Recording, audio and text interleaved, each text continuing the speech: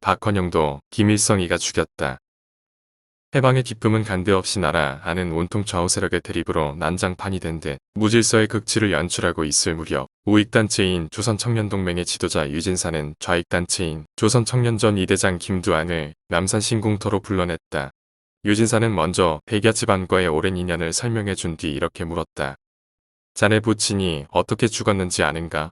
김두한은 이를 알 턱이 없었다. 자네 부친은 말일세. 장군이 전쟁터에서 외놈과 싸우다 돌아가신 것이 아니라 동족인 박상범이라는 사람이 쏜 총탄에 맞아 쓰러진 것이네. 그 박상범이라는 자가 누구인지 아는가?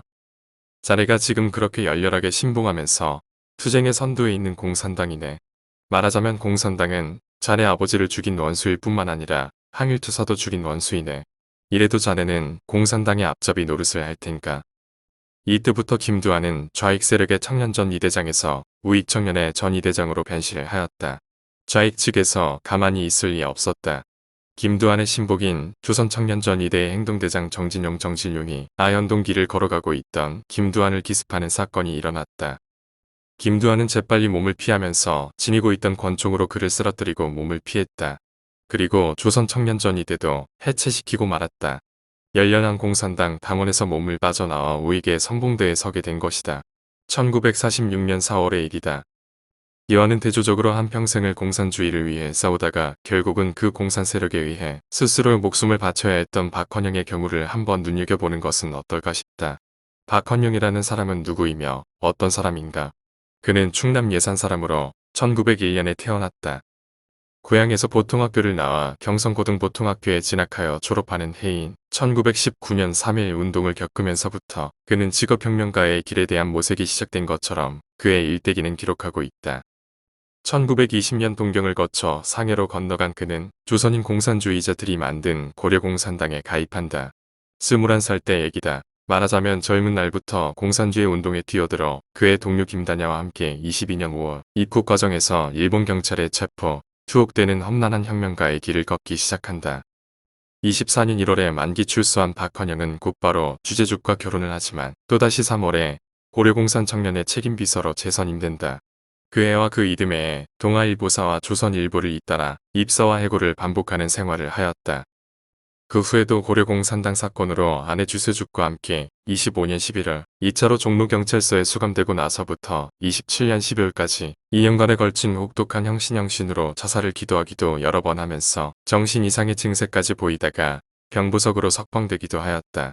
국내에서는 도저히 견디기 어려웠던 박헌영은 28년 8월 소련으로 탈출하였다. 그곳 모스크바에서 그는 호치민과 같은 아시아계의 젊은 사회주의자들이 공부하는 국제레닌 학교에 입학하면서 동시에 29년 2월에는 소련 공산당에 입당하게 된다. 국제레닌 학교를 마치자마자 그는 32년 1월 조선 공산당 재건을 위해 코민테른의 지시를 받고 다시 상해로 건너간다. 이곳에서 그는 공산주의 운동을 위해 코무니스트라는 잡지도 발행하였다. 그러나 그 기간은 길지 못했다. 33년 7월에 또다시 상해에서 일본 경찰에 체포된 것이다. 이것이 벌써 세 번째 투옥이 된 셈이다. 일본을 거쳐 서울로 압송되고 예심과 재판을 거쳐 대전형무소에서 복역하다가 추록한 때는 39년 9월이다. 34세의 나이로 투옥되었다가 40세가 되어 추록한 것이다. 그 사이 34년에는 아내 주세죽이 그의 친구 김단야와 결혼하는 사태가 벌어졌다. 37년 11월에는 김단야가 소련 내무인민위원부에 체포되어 일제 밀정이라는 누명을 쓰고 사형을 당했다. 김단야와 가까웠던 조봉암, 박헌영도 일본의 밀정으로 지목을 받았다. 주세죽 또한 1급 범죄자의 아내로 유배형에 처해졌다. 박헌영은 추록 후 계속 공산당 재건 사업을 위해 지하활동을 하던 중 해방을 맞았다. 45년 8월 15일 오후 종로 내거리에는 이런 피라가 붙었다고 한다. 지하에 숨어있는 박헌영 동무여. 어서 나타나서 있는 곳을 알려라. 그리하여 우리의 나갈 길을 지도하라.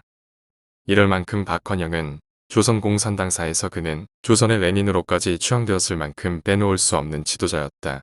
그는 어쩌면 뼛속까지도 공산당 사상에 젖어 있는 사람이었다. 일본의 형언할 수 없는 탄압에 대해서도 끝까지 뜻을 굽히지 않고 똥을 씹는 미치광이 짓을 마다하지 않으면서 투쟁을 감행한 이력의 소유자였다. 남로당의 최고 지도자로 남한에서의 운신이 어려워지자 북으로 넘어가 김일성 정권의 2인자로 부수상과 외무상으로 있으면서 남한 내의 공산혁명을 위해 전력 투구를 하였다. 공산당이 남한에서 불법화된 뒤에도 남노당 세력이 2에서 30만 명이나 유지되도록 지도력을 발휘했고 남한의 단독 정부 수립을 방해하기 위해 4.3 사태도 그가 일으켰다. 북한에 들어가 김일성 정부의 외무상으로 또 부수상으로 있으면서 김일성과 함께 나라를 도모하는 일당, 김일성은 박헌영의 새로운 결혼식도 성대히 치러주면서 상호간의 우위를 과시하였다. 그런 사이였음에도 김일성은 그에게 미제미제의 간첩이라는 누명을 씌웠다. 1953년 3월 5일 6.25 남침을 통해 공산통일을 이루려던 구미 무산될 조짐을 보게 되어서일까. 전쟁이 막바지로 치닫고 있을 즈음에서 이승엽, 이강국 등 다수의 남노당 출신 간부들에 대해 국가전복은 모아 반국가적 간첩 테러 혐의로 체포하고 곧이어 3월 11일에는 드디어 박헌영도 체포했다. 8월 6일에는 국가를 배반한 죄로 출당 조치를 당하였다. 한생을 갖춰 봉사한 자신이 정당에서 버림을 받은 것이다. 1955년 12월 3일에는 미 제국주의의 고용간첩에 두목내지는 공화국 전복기도 혐의로 기소되고 이어 14일에는 박헌영을 단죄할 특별재판소가 설치된다. 그 이튿날의 재판에서 사형과 전재산 몰수형을 선고받는다. 재판에서 박헌영은 처음에는 완강하게 혐의 사실을 부인했으나 최후 진술에서는 자신은 사형을 받아 마땅한 매국 역적이며 오전 공판에서 기소사실 일부를 부인한 것은 잘못된 것이므로 취소한다고 말했다고 한다. 박갑동에 의하면 검찰 조사관들은 박헌영의 감방에 사나운 셰퍼들을 집어넣어 그를 물어뜯게 하는 방식으로 심한 고문을 해서 터무니없는 기소사실을 시인토록 했다고 한다.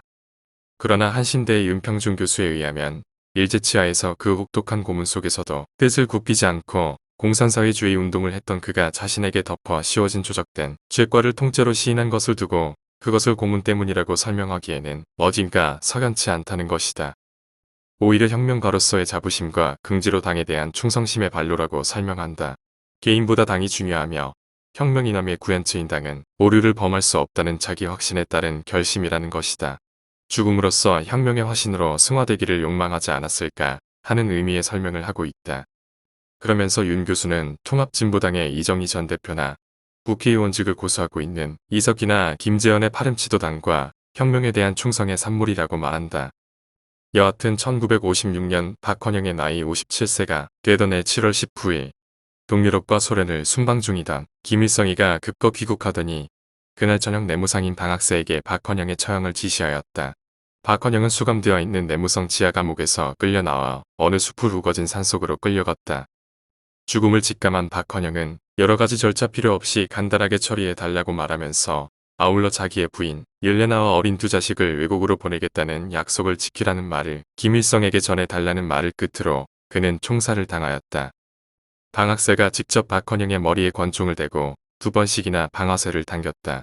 시체는 그 자리에 묻었다. 이날이 하필이면 여운형이 암살당한 날이기도 하다. 박헌영은 상해 임시정부가 오랫동안 한국 독립을 위해 활동해온 것은 사실이지만 한국 민중과 아무런 실질적 연관을 가진 바 없기 때문에 정부로 인정할 수가 없다고까지 말한 철저한 공산주의자였다. 그런 그도 김일성에 의해 미제의 간첩으로 몰려 사형되는 비극을 당하였다.